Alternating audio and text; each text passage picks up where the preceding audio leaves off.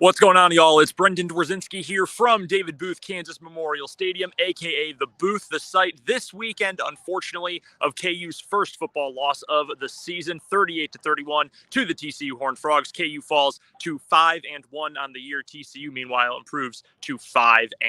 It was a stressful day, to say the least, for KU on the gridiron, and it started pretty early on in the contest with a turnover with KU getting a chance to score, from the 1-yard line, but Jalen Daniels, quarterback for KU, fumbled the ball right at the goal line. TCU, just over 2.5 minutes later, went 99 yards to score a touchdown. A 14-point swing there really set the tone for the rest of the game, a game in which KU really had to fight uphill throughout most of the contest, and that included when Daniels got hurt late in the second quarter, right before KU's first points of the game, a short field goal by Jacob Porchella.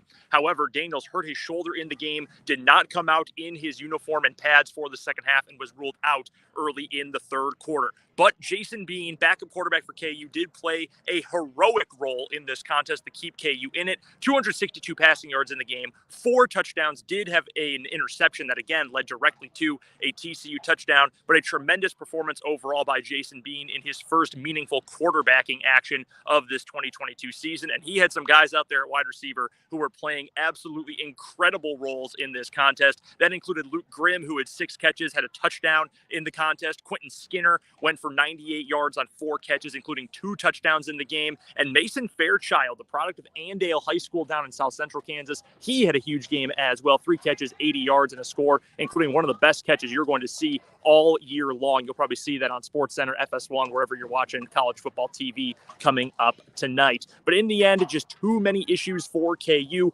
Obviously, the injury to Jalen Daniels, that is a massive problem for KU, not just in this contest, but going forward as well. So you have that to worry about. You don't know how long Jason Bean is going to have to play for versus when Jalen Daniels will be able to come back. You also factor in penalties. There weren't a ton of them in this game, but KU did have 5 of them compared to just 1 for TCU. Now, if you want to argue, maybe there should have been some more flags on KU's final drive thrown against the Horned Frogs. Someone, possibly Lance Leipold, will listen to that argument, but in the end, just too many mistakes for KU, and they come up on the short end of things to fall to 2-1 in Big 12 play and to 5-1 overall. But you do have to give credit in this contest to TCU. The Horned Frogs looked every bit what they were billed coming into this game. Speed, agility, tons of size, both offensively and defensively, and their quarterback, Max Duggan, has taken huge strides this year under new head coach Sonny Dykes. Over 300 yards passing, 3 touchdowns through the air for him. He had a rushing score in the contest as well. But KU, again, falls to TCU. They're now 5-1 on the season, and after 3 consecutive home games, the Jayhawks will be on the road coming up next week against an Oklahoma team that it is fair to say